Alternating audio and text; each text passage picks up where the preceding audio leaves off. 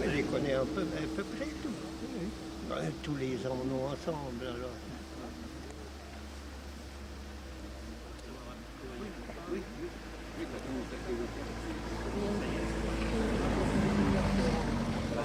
Il me semblait que c'était assez, mais je me rappelle. Ah ben il y a le but.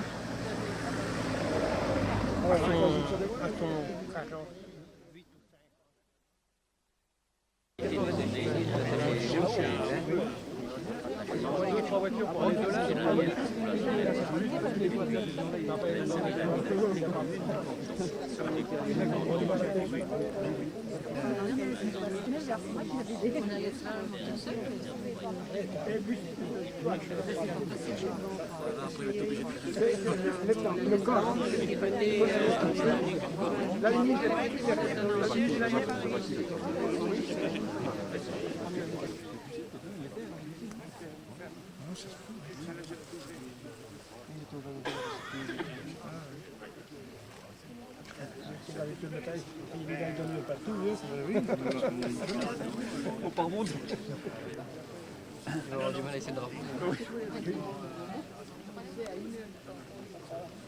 On était une trentaine, hein, au grand maximum, hein, à peine.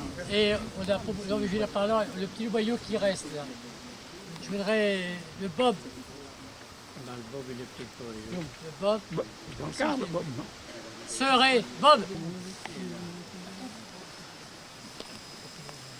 Mesdames, Messieurs, je voudrais d'abord remercier les organisateurs de ce voyage mémorial 1993, les anciens du maquis Socrate et de la Nacre, et en particulier l'ami Roger Lapostole,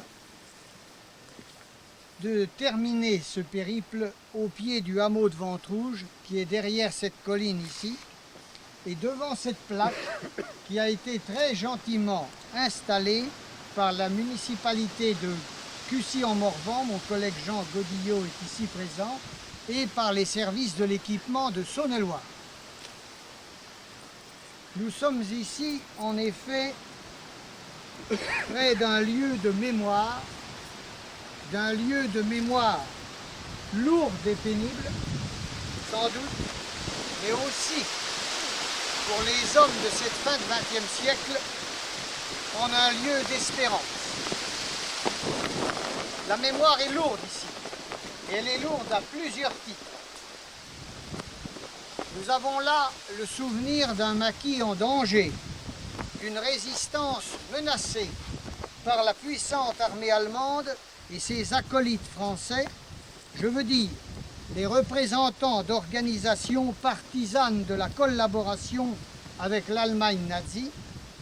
Il s'agit de groupes politiques comme la milice, qui avait été présente ici, favorables à Pétain, qui, nous le savons parfaitement maintenant depuis les travaux d'historiens compétents, des gens qui ont fait des recherches de premier ordre, Pétain a choisi lui-même la collaboration. Elle n'a pas été demandée par l'occupant allemand. Ici, une trentaine de maquisards, certains disent un peu moins, enfin je donne la trentaine, patriotes, conduits par Socrate, Georges Letton, s'est arrêté à une trentaine de mètres au bas de ce chemin ici. Vous verrez une deuxième plaque en bas et vous pourrez aller regarder, mais la végétation aujourd'hui a tout envahi. Cette trentaine de maquisards étaient harassés, épuisés. Il y avait un certain nombre de malades parmi eux et ils se sont arrêtés dans une maison abandonnée en bordure de route, en ruine, maison très visible car le paysage était complètement dégagé alors, c'était tout autre chose. C'était le 21 mai 1944, comme le rappelle cette plaque. C'est donc une halte forcée, après bien des attaques dangereuses. Depuis le début de mai, attaque à Arleuf, dans la Nièvre, à Hanau, en Saône-et-Loire, à Lavaux-de-Fretois, dans la Nièvre encore. Mémoire lourde aussi, parce que les délateurs des environs, encore non identifiés, je ne sais pas si les archivistes voudront bien un jour nous donner des documents, mais pour l'instant, nous ne savons guère. Les délateurs avaient très vite commencé leur œuvre. Coup de téléphone à la commandanture d'Autun, coup de téléphone évidemment anonyme, qui est la marque, comme vous savez, du très grand courage. Les troupes allemandes d'Autun, de Chalon-sur-Saône, les miliciens d'Autun se mobilisent rapidement et plus d'une centaine d'assaillants viennent encercler tout ce secteur de Ventroux. C'est le 25 mai 1944, il est 6 heures du matin.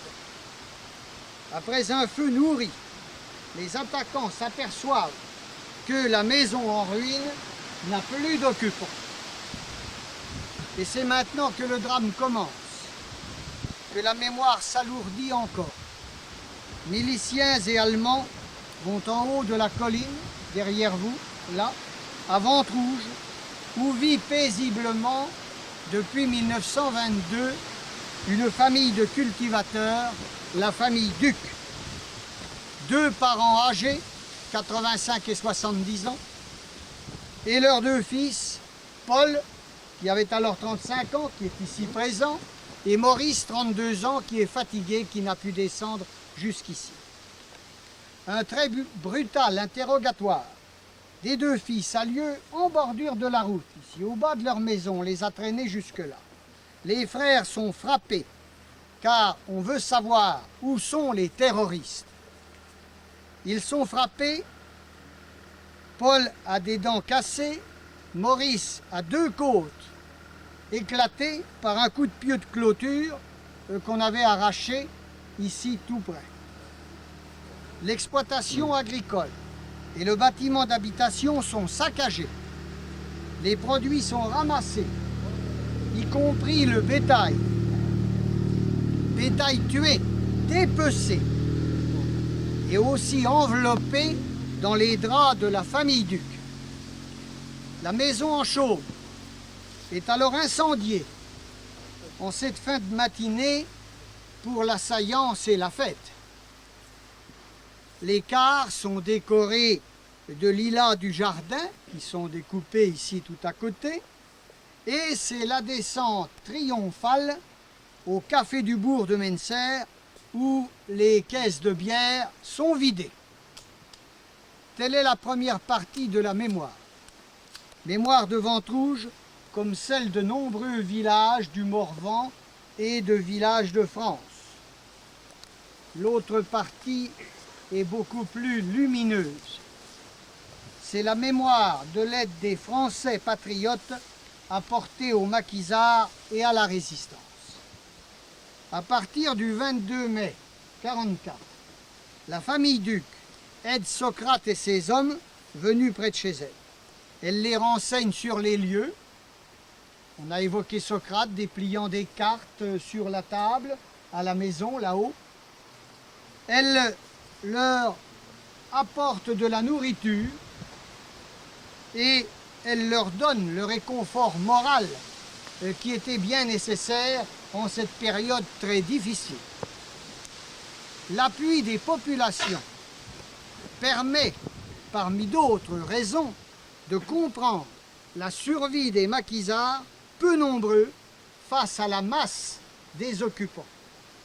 D'autres hameaux de notre région, de la France entière, ont fait de même au péril de leur existence.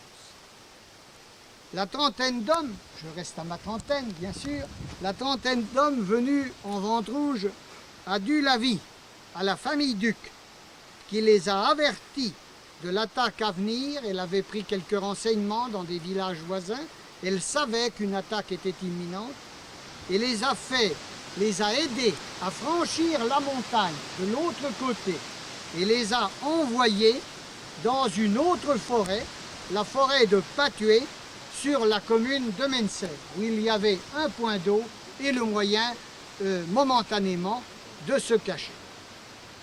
C'est pourquoi l'assaillant a trouvé un campement vide lorsqu'il est venu ici le 25 mai et qu'il a tiré sur le vide.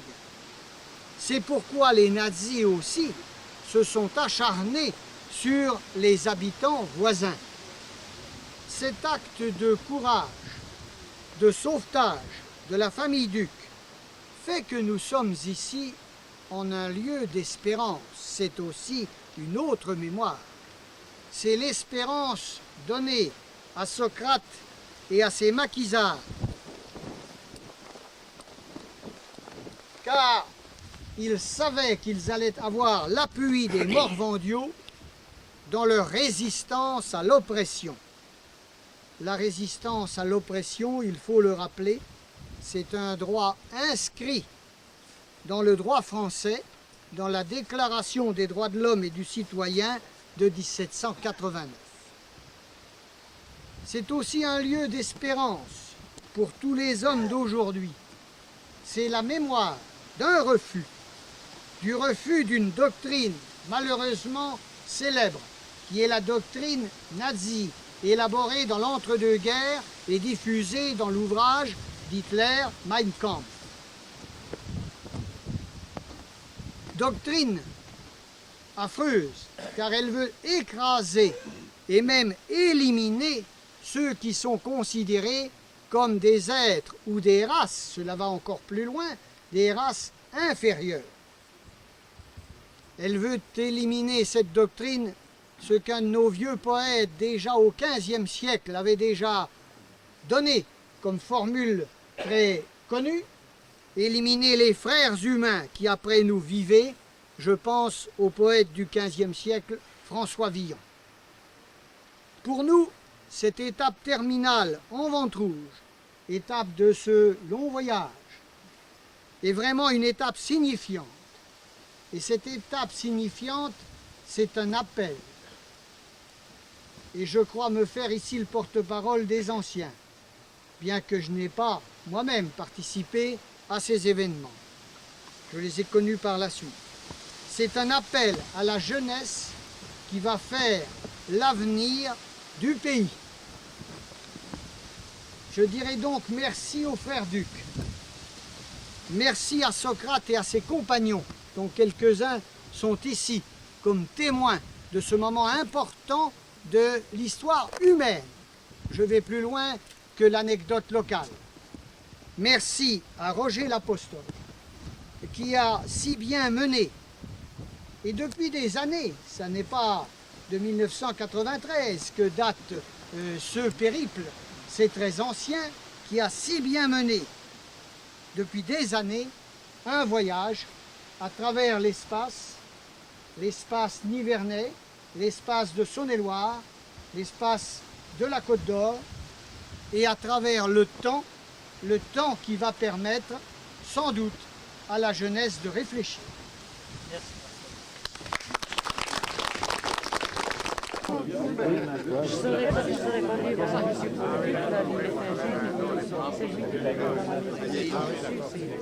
Oui, oui. Attends, il y en a encore un. Pierrot.